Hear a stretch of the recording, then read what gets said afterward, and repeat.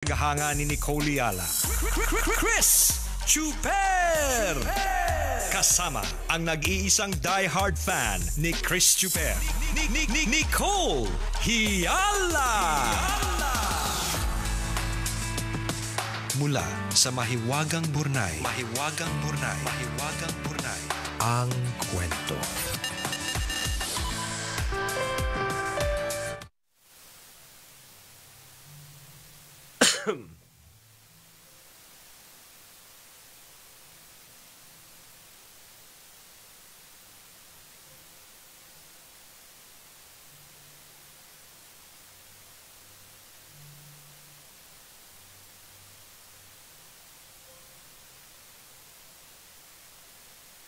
Dear Nicole and Chris, itago nyo na lang ako sa pangalang Aina. Nagtatrabaho bilang admin manager dito sa Ortigas. Ang totoo, yung mga staff ko yung tambalanista. Pero dahil nakatutok ang buong opisina sa inyo, hindi ko na malaya na kasama na ako sa nag-aabang sa programa ninyo. Hanggang sa araw-araw na akong nakikinig. Ang tahimik nga ng Sabado at Linggo kasi wala kayo. Sumulat ako kasi gusto ko sanang itanong kung valid ba ang emosyong nararamdaman ko ngayon. Ganito kasi tambalan. May asawa na ako at yung asawa ko ay may mataas na posisyon sa isang ahensya ng gobyerno. Maayos ang sweldo at maganda ang benepisyo. Kung tutusin, kahit hindi na ako magtrabaho, carry na niya. Ang liit naman kasi ng sinisweldo ko kumpara sa kanya. Pampaparlor lang, pampa-food spa, pang-samgyup. Nagtatrabaho lang ako kasi hindi ako sanay ng walang sariling pera. Sa kapag may mga personal na pangangailangan ako, ayoko na nanghihingi pa. Nanganak ako recently sa first baby namin kaya naka-maternity leave ako. Siyempre, siyang nagbayad ng hospital bill. Ang nakakaloka, tinatanong niya kung nakuha ko na daw ba yung SSS maternity benefit ko. Kailangan ko daw ibigay sa kanya kasi siya daw ang nagbayad sa ospital. Para naman daw maibalik sa kanya kahit yung portion lang na binayad niya. May pagbabalik talaga? Napaisip tuloy ako. Bakit parang biglang nagkautang ako sa kanya? Sa gulat at sama ng loob ko, hindi ako nakasagot. Ang liit lang ng maternity benefit ko, kukunin pa niya. Nahirapan na nga akong mga anak, magbabayad pa ako. Naintindihan ko naman kung naghihikahos kami, kaso hindi naman. Puno naman yung ref namin. Wala naman kaming mga utang. Kayang-kaya naman niyang bayaran yung hospital bill ko sa panganak. Tambalan, tama lang ba na magdamdam ako? O nagiging overly sensitive lang ba ako dahil kapapanganak ko lang? Hihintayin ko po ang opinyon ninyo. Ang inyong tambalanista, Aina.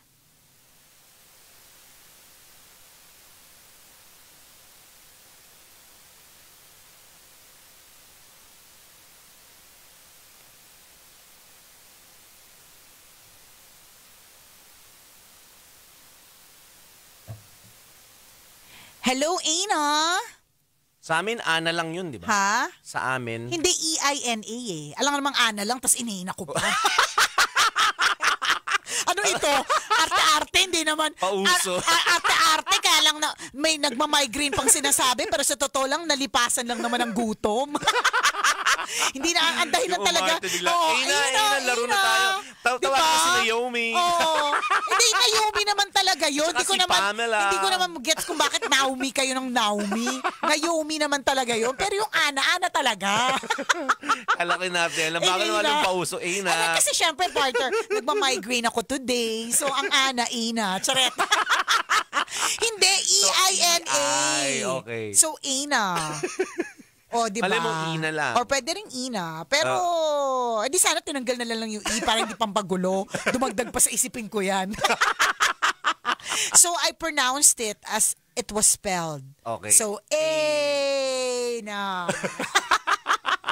Okay, sige. Una sa lahat, Ina, gusto naming sabihin sa'yo na valid ang mga nararamdaman mo. Kailangan lang nating iklaro yan. Kasi minsan, nagbibigay ng opinion yung tambalan, hindi nila narinig na valid yung, na sinabi muna namin sa first part na valid yung nararamdaman. Ang napakinggan na lang nila yung hindi kinampihan yung yung listener. Ganon. So valid. Lahat naman po ng mga nagme-message po dito, kung meron silang concerns, issues, struggles, at mga eksena sa buhay, valid naman yung nararamdaman ninyo. Para sa'yo, masakit, para sa'yo mahirap, para sa'yo mabigat, 'di ba? Valid 'yan. Ganon na. Nagkakatalo-talo lang minsan kapag hinimay-himay na natin, 'di ba?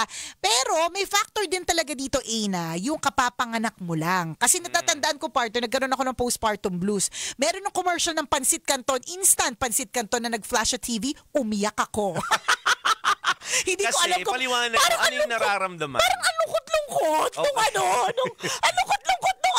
nung Pansit Canton. Correct. Samantalang Pansit Canton is one of my ultimate to-go-to foods. Kapag ka ako ay nalulungkot, yan, o kaya kapag ka gusto ko ma-feel good, kakain ako ng instant Pansit Canton, ganun. Pero nung bagong panganak ako, nakakita ko ng commercial, nalungkot ako sa kanya. 'Di ba? At may ganun talaga, may ganung hormonal chemolytic na sometimes hindi po talaga natin maipaliwanag. Parang katulad ng hindi ako expert, no? I'm no expert pagdating sa depression, but having talked with the people na naggagamot, at having spoken with some mga psychiatrists during my free time. Wow. Hindi, ibig sabihin, meron ako nakakausap ng mga psychiatrists na sinasabi nila na syempre nakakatulong yung mga kaibigan, oo, nakakatulong yung mga sasabihin ng ibang mga tao para palakasin ang kalooban, pero kung yung chemical may imbalance sa buong sistema mo na kailangan mo nang gamutin o kailangan mo nang pataasin yung level na yan, wala tayong magagawa. Parang walang magagawa yung kahit ano pang sabihin ng ibang tao. May mga ganun. So, yun lang, sinasabi ko lang na maaaring may ganyan na hindi balanse sa parte ng pag-iisip. Alam mo naman, 'di ba, tayo mga babae, talagang may saltik talaga tayo. And yung saltik natin, bukod sa I think most of it nanggagaling talaga sa how we were made, kung paano ginawa tayo ng Diyos. Na hindi ko naman sinabing imperfect si God because God is perfect, alam niyo. Pero yung pagkakagawa talaga sa katawan natin na may mga parte talaga ng katawan natin na mas caring kaysa sa lalaki, mas iyakin kaysa sa lalaki. May mga ganung pagkakagawa sa atin. So, feeling ko may factor yung bagong panganak ka, kaya parang madamdamin para sa'yo. Diba? Parang ang liit na nga ng sweldo, ang liit na nga ng maternity, ito example ang liit na nga ng maternity benefit. Tapos ako na nga yung naghirap sa panganganak. Ako pa yung sinisingil. Example yan ng medyo nagdadamdam. Diba? Na normally, hindi na masyado kasi alam mo naman na wala lang yun. Pero diba? Totoo din na trigger yun. Yung gesture or yung sinabi. Yung biglang pagsabi.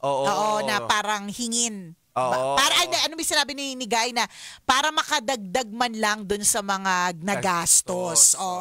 So alam mo, baka lang isang araw nag-isip lang din yung asawa mo ng computation. Minsan kasi ganito yan ewan ko lang minsan kasi pag hindi tayo nagko-compute sa ginagastos natin sa araw-araw, lalong-lalo na kung medyo marangya naman o nakaluluwag-luwag, wala tayong masyadong pake. Parang may dadating naman na pera puno naman lagi ang ref or puno yung pantry. Wala naman tayong utang, ganyan, di ba?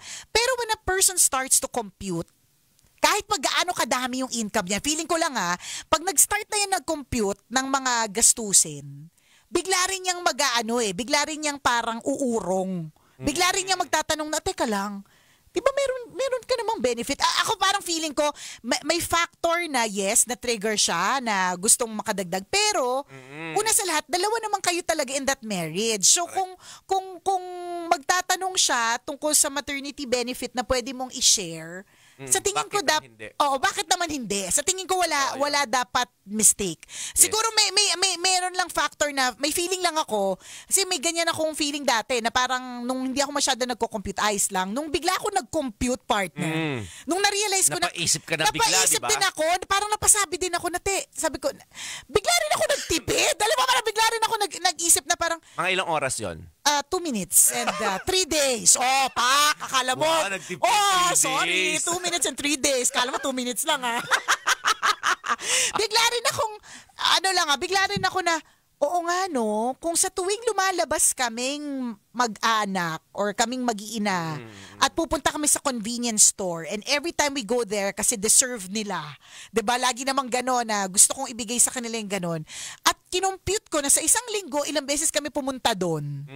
Ilang libo din 'yon. Oo, ilang hundreds. O, kanya, wag mo sabihin libo kasi baka utangan tayo, friend. Hundreds lang tayo. Doon na tayo sa hundreds, partner. Sa paresan. Oo, di ba? Oo, di diba? ba? Ilang hundreds din yun. So, nung bigla ko nag-compute na, parang kahapon na, 500 din ginastos ko nung pumunta kami dyan sa convenience store. Tapos ngayon, 600. Naka 1-1 na ako, 2 days. So, bigla tuloy nung nagtanong kung pwedeng kumain sa labas, nagsabi din ako na, teka lang, wag. Ganon. Na parang nagulat din sila na parang, bakit wag? Di ba? Parang ganon. Kasi bigla nag-compute. So may feeling lang ako na parang baka may ganon, just to para lang makarelate ako dun sa mister mo, parang may mag-gets lang natin kung saan nanggagaling yung mister mo na kahit nakaluluwag-luwag, baka isang araw nag-compute. O kaya baka may something na biglang hindi na ibigay na pera kaya biglang may kulang. Parang ganun. Sa tingin ko, parang ganyan. Agree ako doon. Again, may factor yung bagong panganak. Bagong panganak ka, pero tingnan mo na lang din ano yung intensyon. Oo nga Hindi ko wala ako nakikita masamang intensyon yung sa asawa true, mo. Correct. Kumbaga kasi kumbaga oras ito na maghagilap ng mga resources. So nakita niya na isa sa mga resources ay ang benefits mo. Correct ka. Diba? And kailangan yun Gamitin natin this time. Diba? Yung benefits na meron ka. At huwag mo mamasamain yun. Yes. Kasi hindi naman yun yung gagamitin para sa kanya Correct. Mag-outing kami. Oo. Diba? Kailangan ko ng pera. Pera ko muna gagamitin ko. So yung sa hospital, ang gamitin natin yung SSS mo. Hindi naman ganun. Wala namang ganun sinabi. Unless may ganung sinabi, hindi mo lang shinare. Ay, Tinabad ka lang nakakagalit kwento. talaga yun. Correct. Kakampihan ka namin. Pero kung halimbawa, sinabi niya, para naman makadagdag dun sa pera na meron siya, walang masama dun, mag-asawa kayo Correct. Walang masamang intensyon. Oo, sa madaling salita. correct. In the end, kapag bumili din naman siya ng maternity clothes, gatas pang halimbawa, pampalakas sa'yo, pampatibay, malunggay, capsules, for example, hindi ba't sa pera niya din? Correct. Na para din naman sa'yo. Parang ganun lang. Pero valid ulit. Ulitin namin, valid ang nararamdaman mo. Basta ipaintindi mo lang ito sa mister mo na ngayon na kakatapos mo lang mga anak, may mga ganitong klase ng consideration. Correct. Extra sensitive ka. Yes. Medyo matampuhin ka din.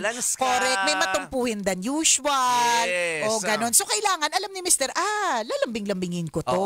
Download kami parehas ng Arena Plus app. Yan. Para mag-divert ang konti ng atensyon. Correct. Diba? Para gawin pa nating mas exciting ang araw ninyo mag-asawa. Gawin nating mas astig ang araw ninyo gamit ang Arena Plus app. Dahil sa Arena Plus, astig ka sa sports. Ang Arena Plus ang tinanghal na Best Sportsbook Operator for 2024 ng Sigma Asia Awards. Ito talaga ang magpapabago sa paraan mo ng pag-e-enjoy sa mga paborito mong laro. Ang astig pa po sa Arena Plus, hindi mo na kailangan pang maghanap kung saan-saan ang mga latest scores and results sa mga paborito po ninyong mga laro worldwide.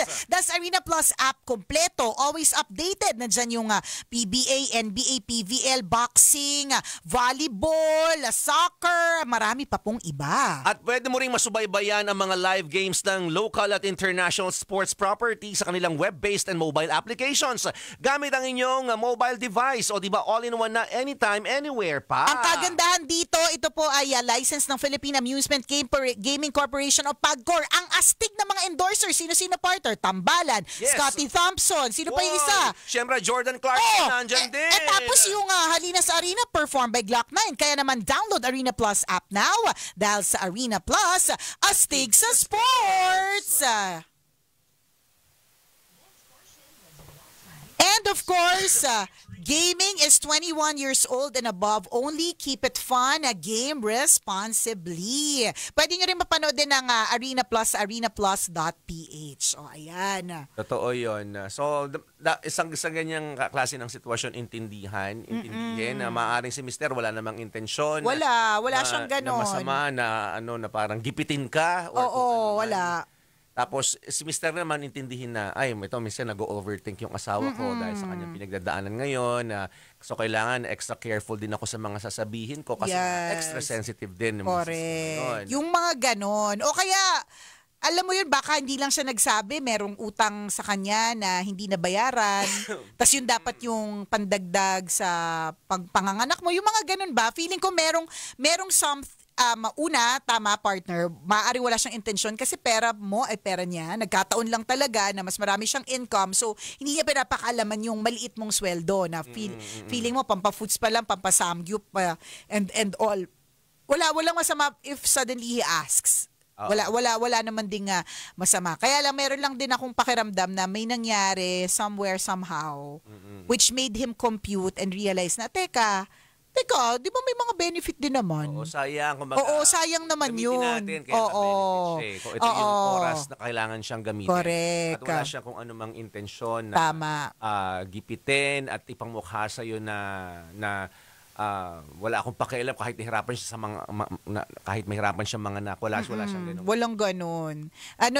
Doon sa sinabi niya na parang ako na nga yung ako na nga yung nanganak, ako pa yung magbabayad, ako pa yung utang. Hindi naman utang yun eh. Ginamit mo lang yung word na utang. Kasi nga, sensitive ka ngayon. Pero ulitin namin, it doesn't mean na hindi valid ang issues mo. Yan nararamdaman mo, lahat yan valid. Kailangan mo lang i-express asawa mo na, uy, pagpasensyahan mo na ha. Nagsulat ako sa tambalan eh. Kasi tatampo ko sa'yo. Di ba, hindi naman nila alam na ako yun, di ba? Ang dami namang admin officers Ortigas, di ba? Ano ba yung mga example na ganyan? Pag nagtotoo yun, agree din ako doon na pag nag-compute ka, bigla ka mag-adjust eh. Correct. Sa mga activities mo, sa mga ginagawa mo. Totoo. Yun, for example, dati umuuwi ako ng Quezon once or twice a month. So, sige lang, uwi tayo. Masaya pag umuwi. Siyempre, nakakita mo parents mo. Nakaka-relax ka, nakaka-uwi ka sa bahay mo. Naiba yung environment mo. Until nag-compute kami, isang uwian pala namin, pamasahe pa lang, kunyari, gas pa lang, 4,000 na. Kasama na yung toll gate, toll fee. Two-way naman ito. Two-way na, yung 4,000. Siyempre, in between, mag-stop over kayo, kasi magkakain kayo ng, di ba, mga ganun. Yes. Tapos may mga madaanan kang, may mga tumpukan ng pinya, bili tayo ng 1 kilo, pasalubong natin. Yes. Ay, may tito, may mga ganun. Okay, bibisita pala si Aling Bebang. Kailangan may dala tayo sa kanyang Krispy Kreme, di ba? Para mga ganon. So, may mga stopover. Tapos pag umuwi ka doon, syempre, dahil alam mong minsan ka lang umuwi, teka, na-miss ko yung halo-halo ni ganito. Daan tayo doon, bili tayo ng halo-halo. Kaya magpapaluto ka. Bili ka naman ng paluto. Kasi correct. minsan lang to. So nagastos mo pala, 8,000 na. Isang uwi lang yun, ha? Tama. Magkano lang ang kinsenas katapusan mo?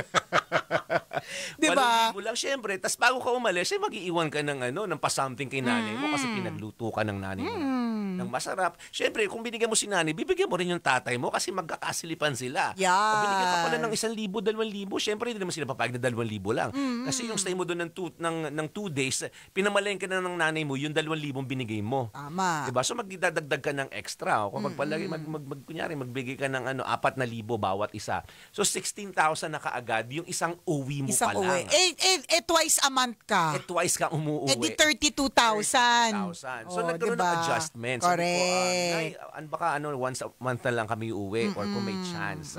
Kasi nga yung... Or kung may extra budget. Kasi talagang hindi ka naman uuwi ng Ako hindi na ako umuwi ng Bicol kahit kailan noon. Kasi gas pa lang talaga. Oo. Nagmahal na kasi yung gas. Nag-umpisa kasi kami magmaneho ni partner. Magkano yung gas? 16? Oo, 16 pesos. Magkano na ngayon? Diba? 60 pesos na. From 16 to 60 pesos. Ang hirap talaga. So may adjustment. Totoo. Sabi ko, pag may chance na lang, kumbaga pinaka-konti na yung isang beses na isang buwan na uwi. Medyo naging iba yung impression ng doon ng parents ko na parang ayaw na akong uwian ng anak ko. Pero sa totoo lang po, Ang mahirap consideration doon, mahirap na po talaga ang buhay. Oo, mahirap gumastos kasi yung mahirap umuwi kasi yung bawat uwi may kaakibat na gastos. Correct. Parang gano'n. Oo, 'di ba? Feeling Kasi ko wala ka namang intention talaga na kunyari na wala na, ayoko nang uwian yung mga magulang ko o ayoko nang uwian yung bahay namin. Kasi ang consideration is may kaakibat na gastos. Yes. Basta parang ganun din yung asawa mo. Na. May feeling. Compute lang siya. Oo, may feeling talaga ako, partner, nag-compute siya eh. Walang intention. Oo, may pakiramdam talaga ako nag-compute siya. Kasi ako, partner, nagaganyan lang ako na yung parang umuurong lang ako or umaatras lang ako sa isang gastos kapag ka nag-compute ako. Kapag ka na-realize ko na, parang katulad din sa amin, partner, di ba sa Laguna yung bahay namin. Kung tutusin, mas gusto ko sa Laguna. Hindi man kalakihan yung bahay, pero bahay siya kumpara sa condo na tinitiran ko pag nandito ako sa Manila. So for a while, talaga kami, uwian kami Laguna, Pasay, everyday. Nung time na yon hindi pa nag-aaral yung anak ko sa Makati. So pero na-realize namin nung nag-compute kami na sa gas pa lang tsaka sa toll, yung pera na pwede naming gamitin para magrenta na lang dito sa malapit. Hindi pa kami pagod. Tama. Hindi ubos yung oras, hindi pa kami pagod. So may ganon. Pero nung hindi kami nagko-compute dati, talagang sige lang, toll dito, nagsa-skyway, ganyan, 'di ba? Pero kapag kinumpute mo pala, lagi ka nagsa-skyway, ay Diyos ko po, 'di ba? Kulang pa pala yung sweldo mo sa isang araw, 'di ba? Yung mga ganun. Kung halimbawa, ganun yung setup nyo, halimbawa, si Mr. Mo kasi doon nagtatrabaho, for example. And naging hindi na ganun kadalas yung pag-uwi nyo sa Laguna, huwag mo mamasamain. Kasi nag-compute nga lang na parang yung uuwi ko dyan, ibabayad ko na lang ng renta dito sa bahay sa Manila. Tama. So, pero yun lang yun. Pero na magiging, ayaw na akong uwi ayaw na. Sa Laguna. Ganun. So, may feeling lang talaga kami na may something na nangyari kay Mister. Kaya suddenly nag-compute. Or, baka may nagkwento sa kanya, uy, yung asawa mo ba nakukuha yung maternity benefit? Diba? Pwede din. Kasi sayang. Oo, gano'n naman kasi talaga, kabisyo. Siguro kapag kasi nakaluluwag-luwag, sometimes, dinidisregard mo na yung mga ganyan. Hindi mo na pinapansin. Diba? Kaya lang, wala namang masama. Sa'yo yan eh. Diba? Gamitin natin. Kunin natin. Maglabas nga naman ng pera, kahit alam naman natin may pera tayo, kung may pakikinabangan naman ng ibang resources o magagamit ng ibang benefits, yun ang bakit hindi? Ganun. Yun lang yun. Oo. Nagkaroon ka ng ganung benefits. So, kung di mo na magagamitin. Okay, docs? O siya. Salamat na marami, everyone, sa pagtutok. See ya.